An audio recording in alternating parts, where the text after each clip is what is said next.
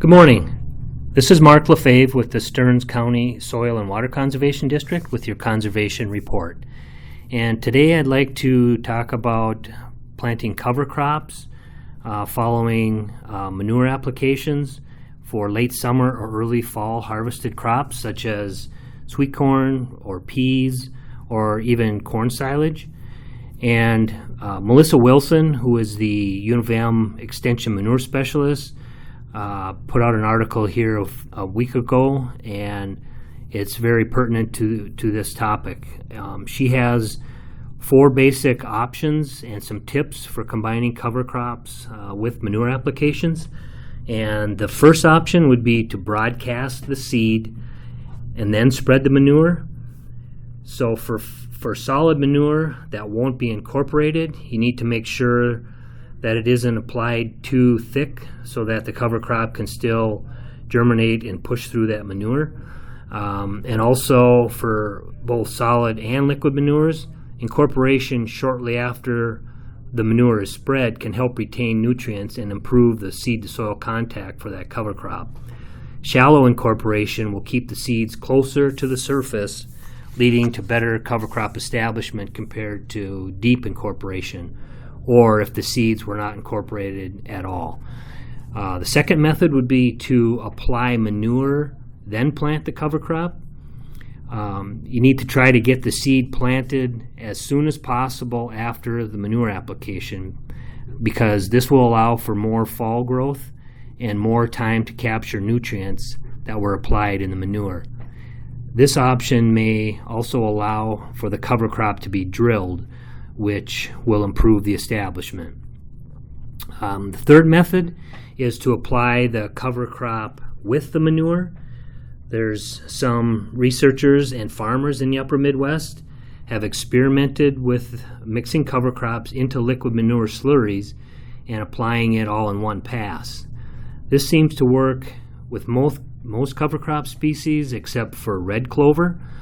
And you need to remember most cover crop seed doesn't like to be buried too deeply, so you need to choose an application system that includes shallow incorporation or injection. So if you're doing this with tankers, you'll likely need to have some agitation in the tank to keep the seeds well mixed so they don't float or settle to the bottom. If doing so with a dragline system, you'll need to figure out a way to meter the seed into the pit as it's being pumped to get consistent seeding rates out in the field.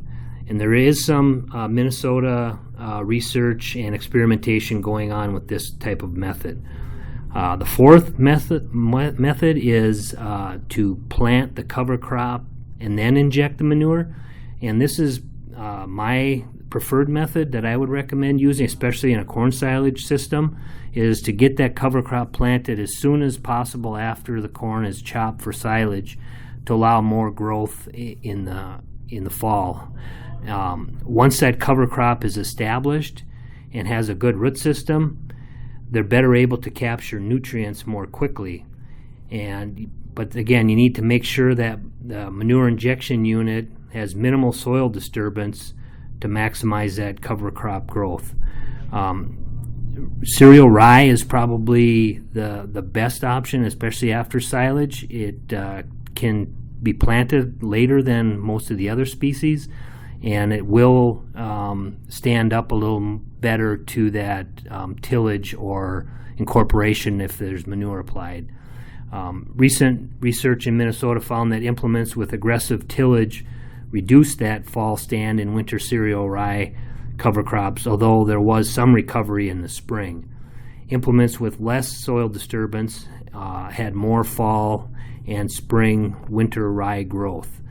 For more information on cover crops, the University of Minnesota has an updated cover crop website that you can Google, or the Midwest Cover Crop Decision Tool is also available, which utilizes Minnesota research, and that helps you pick species that would be good nitrogen scavengers to help hold that manure nitrogen in place. That wraps up my report this morning, but if you have questions about anything I covered today, As far as technical assistance or financial assistance, you can call our office at 320-251-7800 extension 3. And again, this has been Mark Lefebvre with the Stearns County Soil and Water Conservation District with your conservation report. And thanks for listening this morning.